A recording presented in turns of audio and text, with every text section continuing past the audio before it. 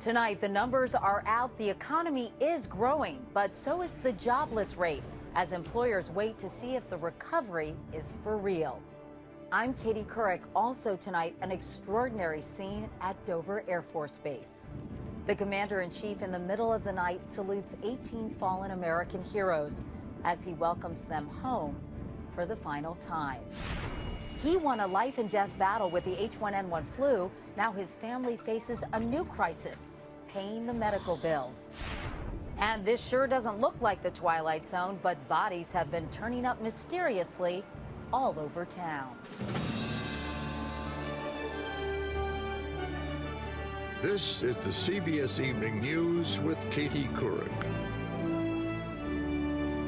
And good evening, everyone. Well, some good news tonight. The economy is growing again. Nearly 2 years after the recession officially began, the government reported today that the GDP took a healthy jump in the third quarter of this year. It rose 3.5%, and that followed 3 straight quarterly declines. Wall Street applauded the turnaround. The Dow was up nearly 200 points today.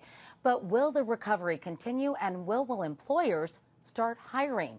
We asked business correspondent Anthony Mason to try to find out.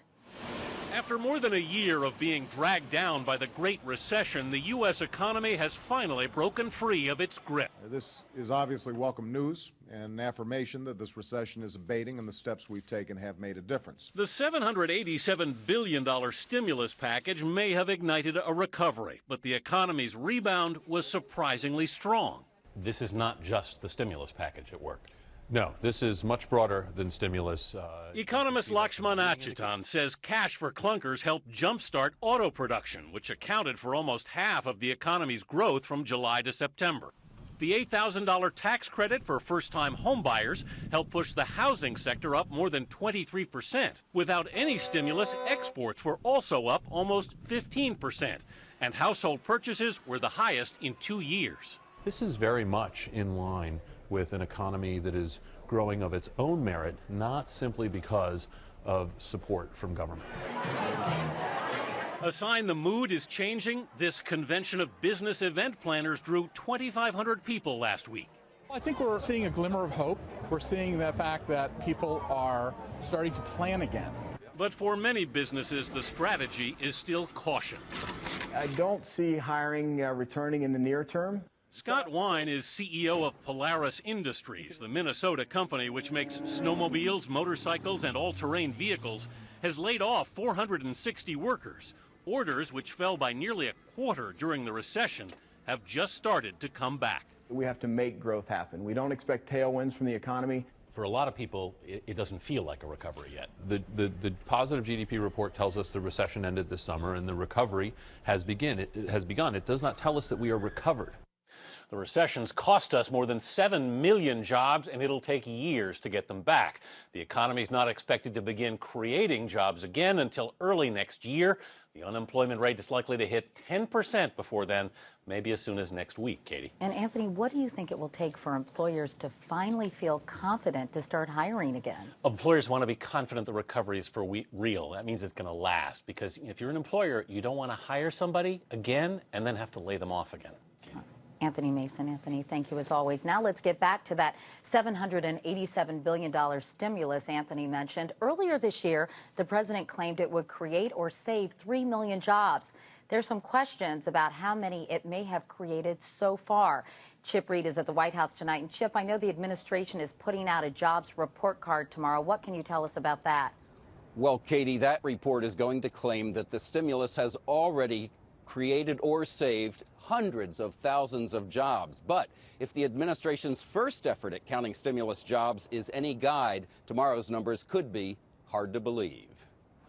At a small college in Georgia, $100,000 in stimulus funds paid for trucks for students to practice for commercial driver's licenses. Another $100,000 went for a modular classroom. The school reported to the government that 280 jobs were created. In reality, not even close. That's the number of students who benefited. It has nothing to do with jobs. In Cocoa, Florida, a child care center reported 129 jobs created by a stimulus grant. In fact, no jobs were created. The money was really really used to increase the compensation and benefits of 129 existing employees. Overall, it turns out the administration's initial stimulus jobs report contained hundreds of errors, as first reported by the Associated Press. Critics say if the kinds of errors found in that earlier report are repeated in Friday's much more extensive job creation survey, it won't be worth the paper it's printed on.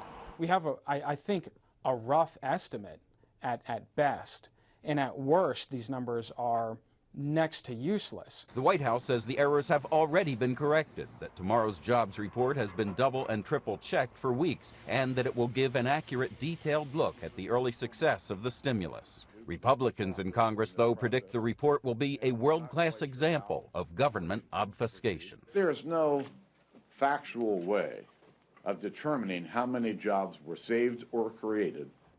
Those Republican critics also say they don't understand how some stimulus projects will create any jobs. For example, $500,000 to study social networks like Facebook and $219,000 to study the sex lives of female college freshmen. Katie? Chip Reed reporting from the White House tonight. Thanks, Chip. Turning overseas now, some very tough words today from America's top diplomat. While visiting the city of Lahore, Secretary of State Hillary Clinton accused Pakistan's government of squandering opportunities over the years to capture al-Qaeda leaders. Wyatt Andrews is traveling with the secretary. Determined to confront the anti-American mood in Pakistan, Secretary Clinton tried the personal touch. Tanya, I'm very happy to meet you. Visiting mosques and shrines, and even serving food to the poor. But she was also serving up some very blunt talk, including an accusation the Pakistani government might be harboring the leaders of al-Qaeda. I find it hard to believe, she told a group of local reporters, that nobody in your government knows where they are and couldn't get them if they really wanted to. The secretary is taking head-on press and public opinion leaders who are accustomed to blaming America. After Congress recently tripled U.S. aid to Pakistan to $2.3 billion a year, the press and army denounced it because of a U.S. condition that Pakistan's military ceases support of terrorist groups. When a Pakistani journalist called that insulting, the drafting left a lot of phrases that were humiliating. The secretary shot back, that's U.S. taxpayer money. And we've got somebody sitting in Columbus, Ohio, who says, I'm unemployed. Why is my money going to Pakistan? Not to mention the obvious. Pakistan doesn't have to take this money. Let me be very clear. You do not have to take this money. And if Pakistan doesn't want the money, we're not going to impose it on you. U.S. officials do not want to lose any more public support in Pakistan, especially support for the war. But the danger in blunt talk that's as hot as the al-Qaeda accusation is that it could anger America's friends and not change that anti-American mood. Wyatt Andrews, CBS News, Islamabad. Meanwhile, as most Americans were sleeping, an extraordinary moment in history was playing out in the dark of night. With no fanfare, telling only a small group of reporters, President Obama left the White House just before midnight and boarded Marine One. After a 40-minute flight, he landed at Dover Air Force Base in Delaware. A C-17 transport plane had just arrived there, bearing the remains of 18 Americans killed this week in Afghanistan. After meeting privately with their families, the president and other dignitaries boarded the plane to welcome the fallen heroes home and join a chaplain in a brief prayer. Then the president and his group left the plane and stood at attention, saluting as the flag-draped transfer cases were removed, the solemnity of the moment clearly visible on the face of the commander-in-chief. This is the first time a president has participated in what is officially called a dignified transfer since the wars in Iraq and Afghanistan began. President George W. Bush said he preferred to meet with grieving families in private.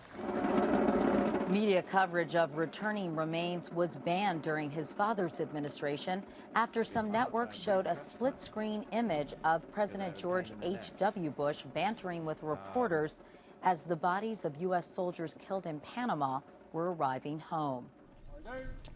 Caskets were a familiar scene on TV news during Vietnam, bringing into American living rooms the true cost of war. This year, under President Obama, the ban was lifted, but the family of the fallen must approve. The parents of 29-year-old Army Sergeant Dale Griffin of Terre Haute, Indiana, gave their permission for us to see his return today. 5 hours after he left the White House, and still long before sunrise, the president returned. He later reflected on the experience, saying it was a sobering reminder of the sacrifices of America's men and women in uniform.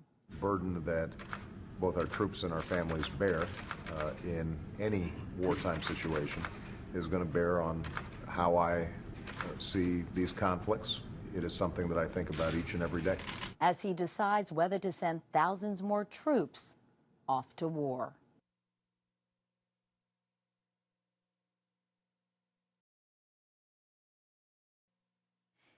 We know more tonight about how quickly the H1N1 virus is spreading. The CDC says as many as 6 million Americans were infected in the first wave of the illness, and as many as 21,000 wound up in the hospital. Last night, we told you about 2 children who came down with H1N1 and fortunately survived after very tough battles. But now their families face a new challenge. Mark Strassman has tonight's Eye on Your Health. Okay, we're going to take this off you now. After 6 weeks in intensive care, Letitia Howard has apparently beaten H1N1. But Carolyn Howard has no idea what saving her daughter's life will cost. Are you expecting to get a big bill at the end? Hopefully not. I'm praying and hoping that I won't see that one. Hi. Tony Eslenbaum is finally home. He fought H1N1 for a month in the same ICU at Children's Hospital in Oklahoma City. As a stress relief, his parents used to joke about the whopping expense. How much is it going to cost to be in ICU for a month? Yeah. Just to think about Hold the your price breath tag. for 3 seconds. Oh, there's $500. This machine, called an ECMO, is the big expense. It's a lifeline for the heart and lungs and requires 2 nurses in the room round the clock. Staffing, training, equipment, you're going to be very quickly running up into the hundreds of thousands of dollars. Letitia Howard's hospital charges, $1.2 million and rising. Tony's bill, almost $900,000. And that's just the hospital. That doesn't include any of the doctors or nurses or the CT or the plastic surgeons that came into the room. The list is long. Hospitals usually negotiate much lower settlements. But unlike many insurance plans, the Eslenbaums have a lifetime cap on expenses, $1.5 million. Tony's hospital stay and continuing rehabilitation could top that. I don't know how we're going to do all these medical bills. I have no idea.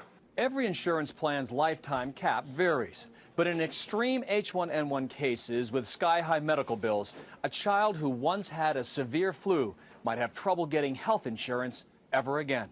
Carolyn Howard relies on Medicaid to pay Letitia's bills. You're better off having Medicaid than having private insurance that has that type of a cap. Congress is now considering 3 major bills to overhaul American health care. All 3 would eliminate lifetime caps. I can't put a price tag on what he's worth. No. There is no price tag for what he's worth. So the Eslenbaums could soon face a new crisis, not medical, financial. Mark Strassman, CBS News, Oklahoma City. Now, more about that healthcare overhaul. House Democrats rolled out their plan today, and it got an immediate thumbs up from President Obama. It does include a public option for government-run health insurance, and the Democrats say the plan would extend coverage to 96% of Americans. Total price tag, nearly $900 billion over 10 years, paid for by deep cuts to Medicare and an income tax surcharge on the wealthiest Americans. And coming up next, from the honor roll to a tragic statistic, the changing face of heroin addiction.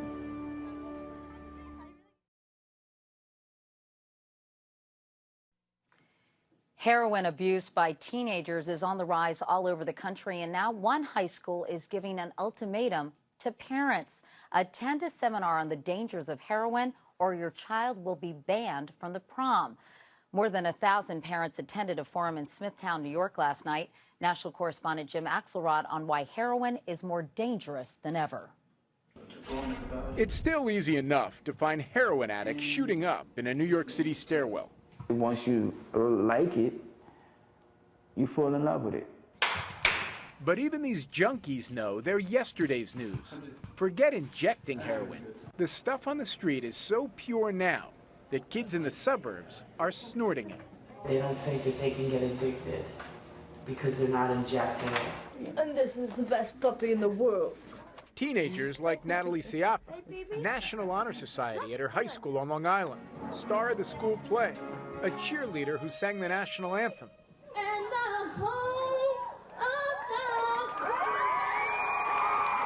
Everything a parent could want. This is a kid, good student, brilliant singer, beautiful girl. This is not the picture of a heroin problem. It is today. She is the new heroin addict, sadly. This is what people have to worry about.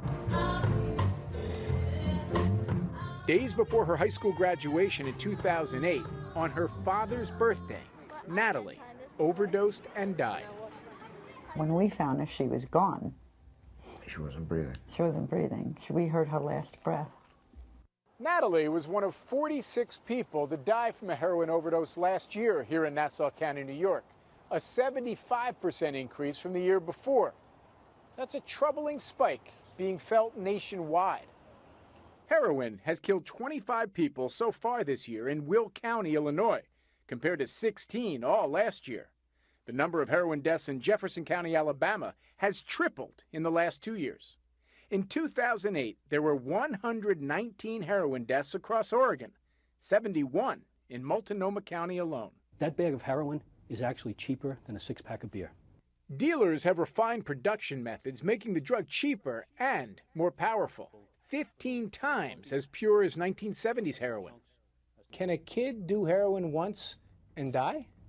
You can do heroin once, and it may be the last time that you'll ever get the chance to do heroin. And users are getting younger. More 8th graders now say they've tried heroin in the last year than 12th graders. So it's here, and you have to accept the fact that your perfect kid could make a mistake like Natalie.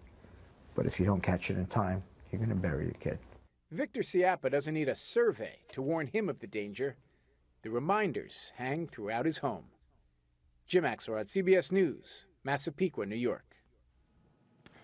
Meanwhile, remember that garden the First Lady planted at the White House last spring with the help of some school children? Say 1, 2, 3, vegetables! That's right, vegetables. It was harvest time again, the second one this year. The children were back to help pick tomatoes, lettuce, sweet potatoes, broccoli, turnips, and more. 223 pounds in all. That brings the harvest for the year to nearly 1,000 pounds, all at a cost of just $180 to prepare the soil and plant the seeds. Most of the vegetables are being donated to feed the homeless. And coming up next, just what every garden needs, a scarecrow. And in one Iowa town, there's a bumper crop of them.